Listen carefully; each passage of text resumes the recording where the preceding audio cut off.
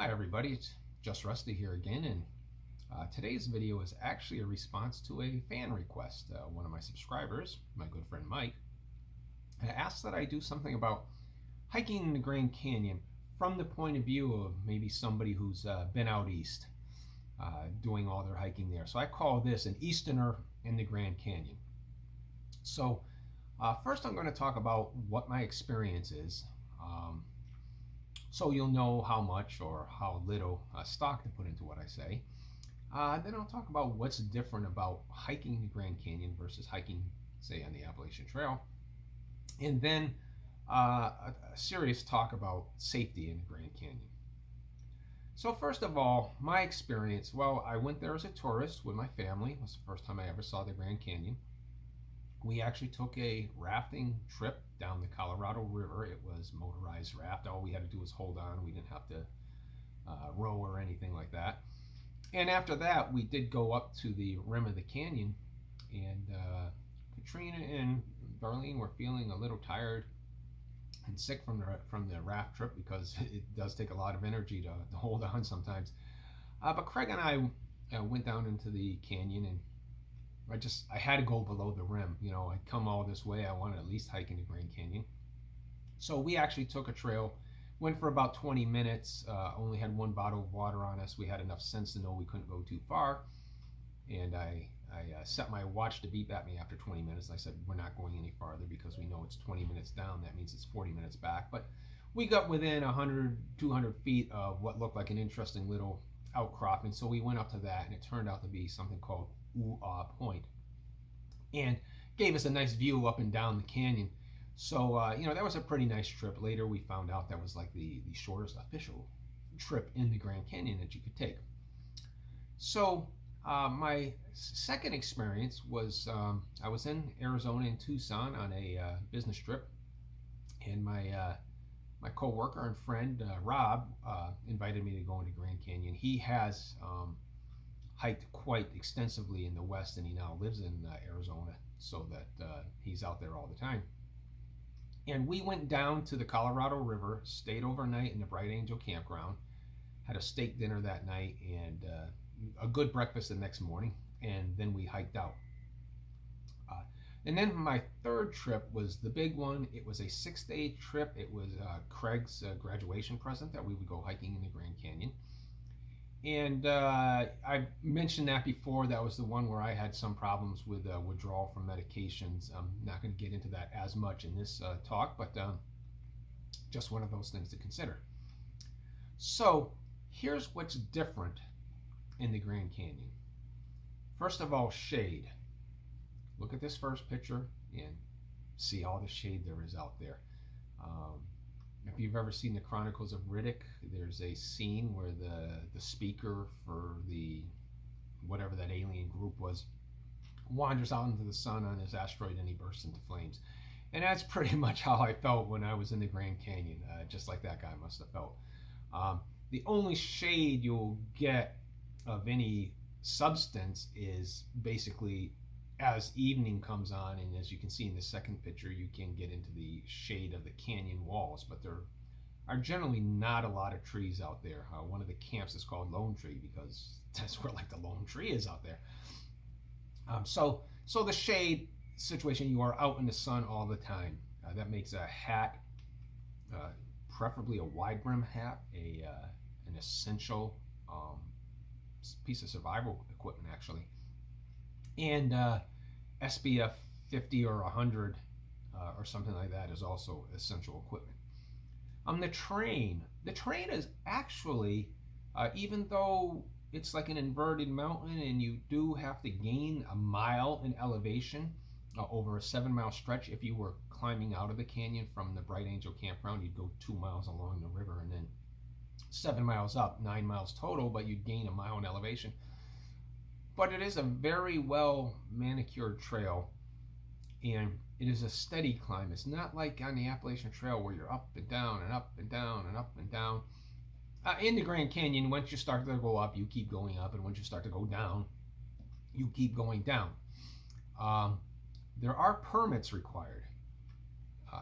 Especially if you're going to be in the backcountry, go. They have a website, obviously. Go to their website and see where permits are required and where they're not. When Craig and I were there were different zones, depending on how wild things were, and you basically had to be in the zone that you said you were going to be on the day you said you're going to be. And because of that, you actually don't plan for long hikes per day. Once we were into the canyon, we were doing 8 to 10 miles a day maximum. And over what, like I said, is pretty flat and pretty easy terrain. Now, the terrain may be easy, but that doesn't mean the environment is easy, and I'll get to that in a moment. Water, obviously, the Grand Canyon is a desert. I mean, never thought of it as a desert, but like one of the other hikers there told me, says this is a desert you're hiking in. And water can be touch and go. If you go to the Grand Canyon, check with the Backcountry Office, see if they have any reports on how the water is running. There are known water sources. Be familiar with them and find out if they're flowing, because the last thing you want to do is they get caught out there without water.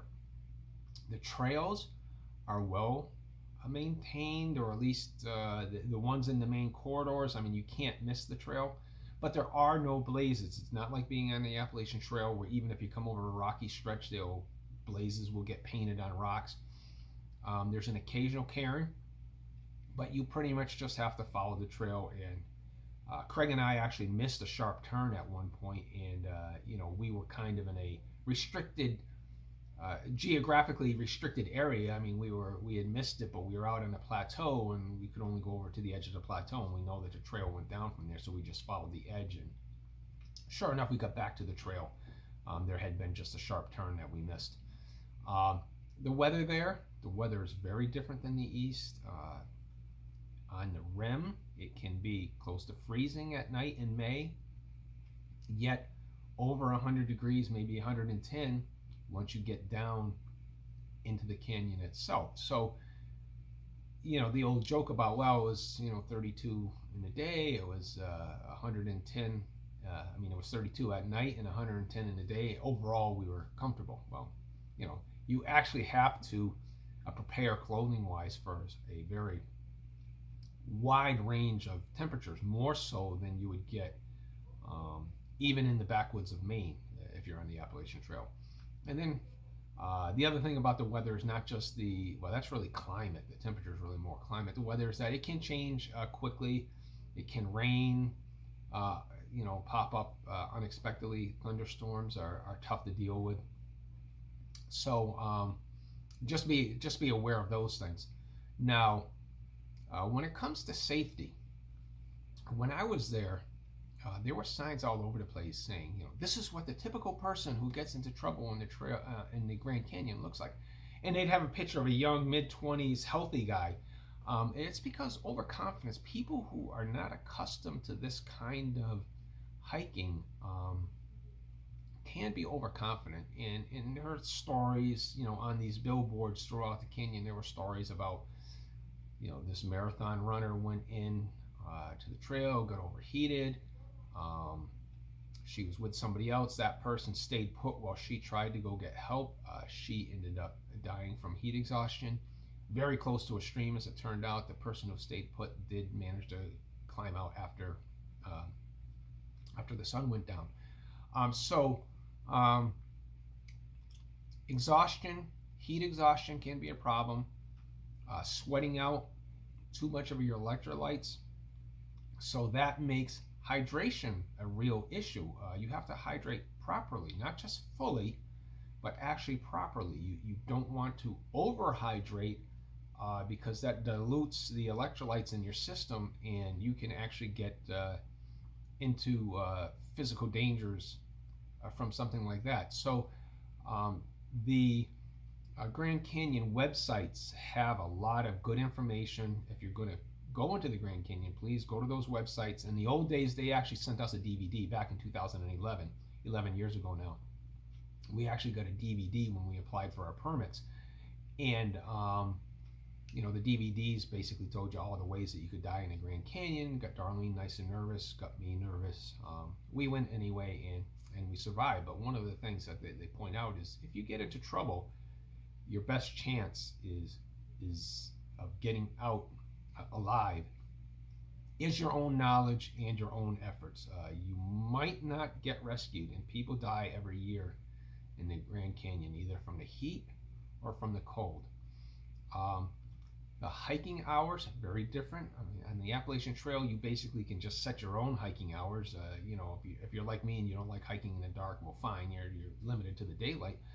But out in the Grand Canyon, maybe 4 a.m. to 10 a.m., and then between 10 a.m. and 4 p.m., at least during the times of year that I've been there, you crawl under a rock if you have to. You should probably bring your own shade with you, in the form of a tarp or something that you can put up, and you can stay out of the direct sun during those hours of the day.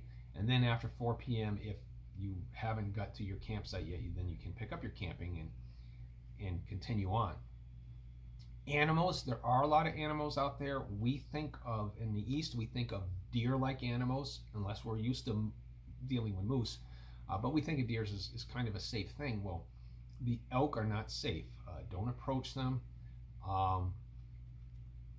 There's signs all over the place telling you, don't approach the wild animals. And I saw one in the parking lot. I went to take a picture of it. Didn't think anything of it. I'm like, yeah, I'm not stupid enough to approach the animal. But I actually was approaching the animal, and I got yelled at by a park ranger quite reasonably, because they can charge if they consider you a threat. So even though you may see them in the parking lots in the civilized area, just stay clear of them. If you want to take a picture of them, I ended up getting behind a post and taking a picture. If you have a zoom lens or something like that, but just don't go right up to them.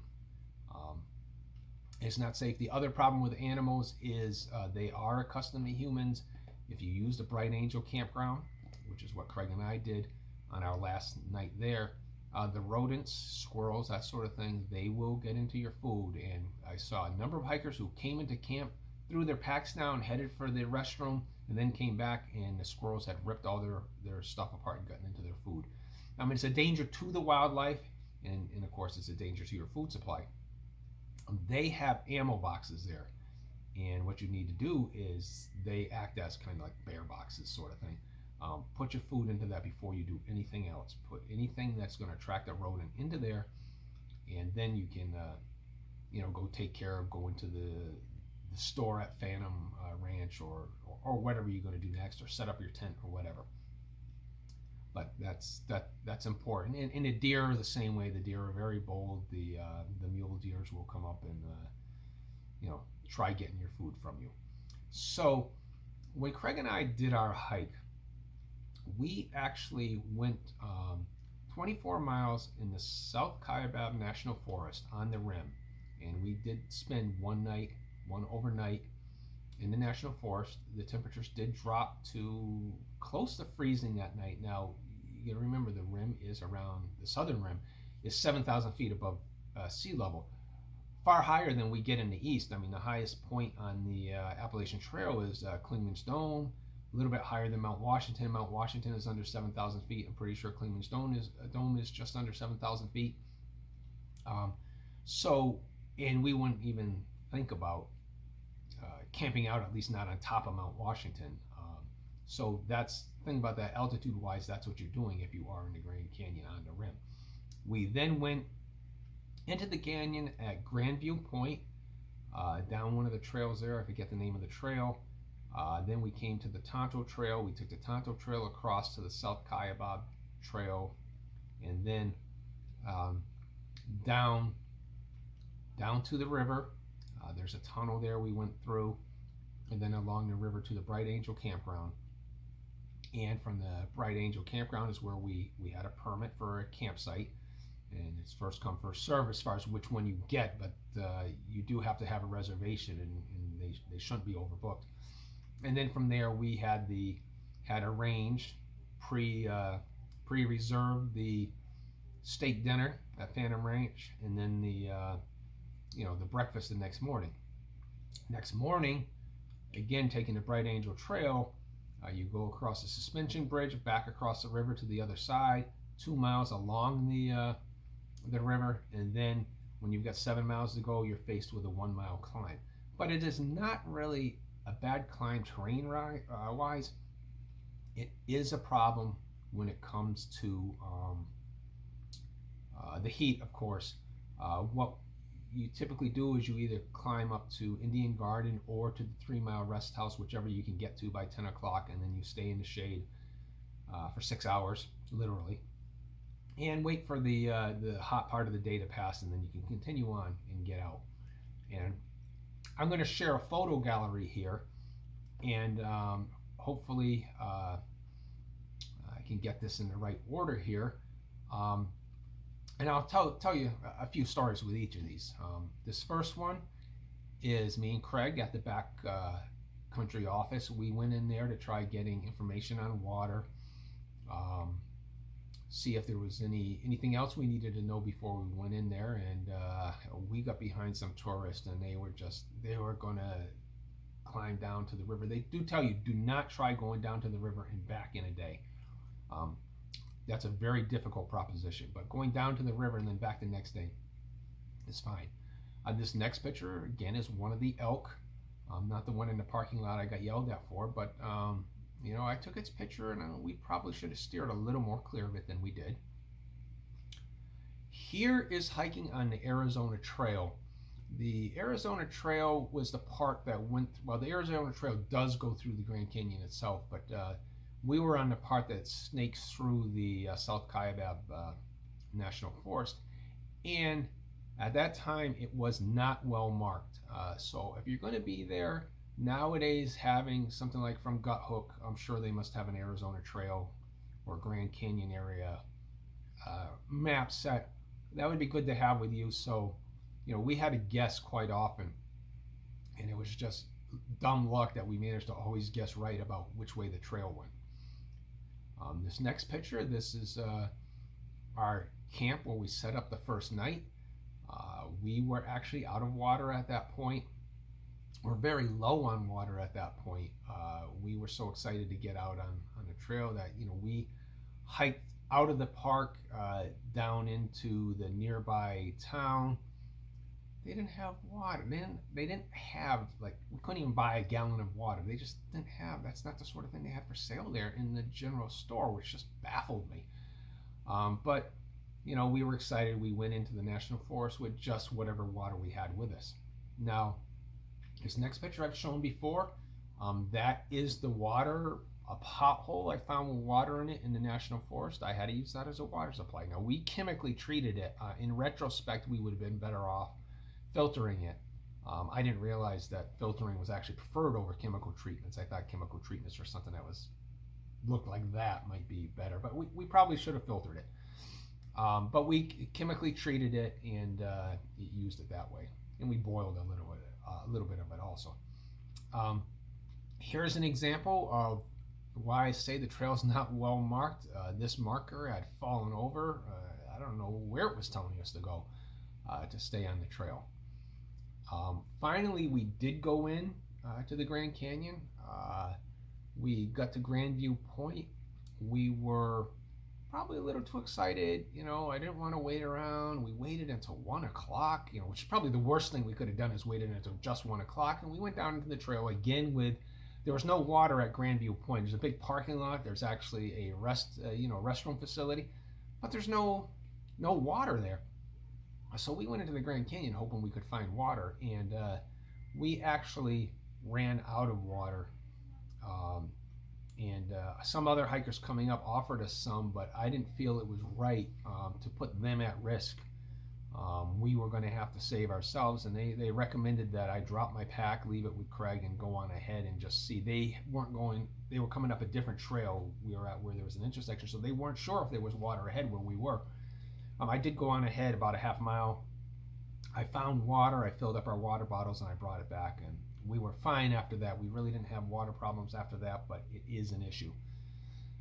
This next picture was our second night in the canyon. That is at the Grapevine campsite. It's not really a campground. It's just kind of some flat spaces to pitch your tent. There is a nice stream there. And one thing that happened there, when we got up in the morning, I was kind of in a panic just because that was when I was withdrawing from the medication. And I lost my hat. I had a green canvas hat, and if it was laying on the ground, it actually looked just like a rock. We just couldn't figure out what the hell happened to my hat. Craig was going to wear a trash bag, covering his head. Um, just in an absolute panic, and then finally I did find it as it got a little lighter out. But just keep track of your hat for sure when you're out there. This next picture is the stream at Grapevine. That was running pretty well. There was a hiker at the Cottonwood, I think was the name of the prior site we had been at. He told me there's always water at Grapevine. I don't know if that's true, but I guess it's mostly there's water at Grapevine. This next picture is just kind of, this is what it's like out there. I mean, it does have that desert look quality of it. We were on the plateau, supposedly from some source, I forget what the source was, but some source told me that there was actually a water coming out of the side up there. Was not anything I could get to, so it may as well not have been there. Here we see a picture of the Colorado River, and it's a classic example of you can't get there from here. Yeah, there's water down there, but you have to take one of the established trails to get down there, and we were at this point nowhere near any of those established trails, so very dangerous to try getting down to the water that way, because even when you do get down to the river, you may not have a good way of moving along the river because of the steep banks. This next picture, we did decide one night to sleep under the stars. It's the first time I've actually ever seen the Milky Way in all its glory. One of the things about the terrain there is that it is very compact sand. It's very hard to pitch a tent and sink your stakes in. That's just a very difficult thing to do. So this is where we were. We were at the Lone Tree campsite at this point, and the weather told us that we were probably okay. I find it interesting that we had these ponchos, which you can see as ground cloths underneath our sleeping bag and sleeping pad there. Yet I never thought to use that as artificial shade while we were out there. So, I mean, that was like, just not thinking straight. This next one, we finally got down to the river. Somebody must have taken our picture for us. That is the tunnel that leads to a bridge across the Colorado River. And once we're across the Colorado River, we could get over to the Bright Angel Campground, stake out our claim to a camp, and then do whatever we needed to. And it was finally around then that I actually started feeling good enough on this trip. The climb out, like I said, is a 7 mile. It's a 9 mile hike, but it's 7 miles of actual climb. It's like walking up a steady ramp. If you're used to the AT, the terrain or the incline isn't what's going to get you. It will be the heat. So what we did was we went up to Indian Garden, and then from there checked our watches, saw that we could get to the 3 mile rest house, which is 3 miles from the top, and we did get up there and then waited out the hot part of the day. And some UMass geology students came over the plateau, and they also stayed at that halfway house, and some of them were overheated, 2 of them were sick, but they stayed put. We gave them as much Gatorade as we could, and once 4 o'clock came around, they kind of had to march a couple of the sick people out, because it wasn't going to do any good to let them sit there and feel sorry for themselves, as I certainly would have, because nausea is just something that I don't get along with. On the way out, well, here's a picture of me and Craig at the top. Again, somebody took our picture for us. But on the way out, I had gotten ahead of Craig, and I had decided that, there's no way we were going to be out here for 60 miles, 6 days together and not come out of the canyon together. So I was waiting for him, and a guy came up the trail, and I asked if he'd seen somebody with an orange shirt on, and he said, yeah, there was some guy down there. He was having a grand old time. He gave me some some trail bars, and it saved my life. And I'm like, he was getting rid of some extra weight there. Then when we got up pretty close to the top, we could see the house at the building at the top, and there was a guy there just leaning against the canyon wall, and he was just absolutely beat, and he had no water with him. And again, we had extra at that point, because at those rest houses you can get water, and we handed some off to him, so we just got rid of another 2 pounds. Not that it mattered that much, we were so close to the top. From a prior trip, it was around that point I had been hiking down, or hiking up with hiking out with Rob, and there was an elderly gentleman with his wife, and she was saying, "Dear, I'm having trouble here," and he's, "Oh, come on, we can make it." And I felt really bad for that elderly woman. I think her husband wasn't really considering her needs and the danger that he was actually putting her into by having her hike down there, something that she was unaccustomed to. So if you do go to the Grand Canyon, even if it's just recreationally, as a tourist, you got to be very careful. When Rob and I were hiking out, he actually got stuck at one of the halfway houses because they wouldn't let anybody move past a certain point, because they had to bring a rescue helicopter in for somebody who was overheated and overweight. That's just the sort of thing. It's a constant thing out there, and it's very expensive. It's like a $5,000 per rescue expense there, and if it's determined it's your fault, you probably have to pay for that. So those are the things to consider if you're going out to the Grand Canyon. You get all the information you can off their websites. This was just my experience. Like I said, I've only been there 3 times. Craig has actually been there also 3 times. He and Julie went out there, and from what I understand, they had a pretty good experience because of his previous times there. They couldn't quite get all the permits that we did before, so their trip never actually got down to the river. They had a Indian garden actually head out, so they didn't go as deep into the canyon. So that's it for the Grand Canyon. Thanks.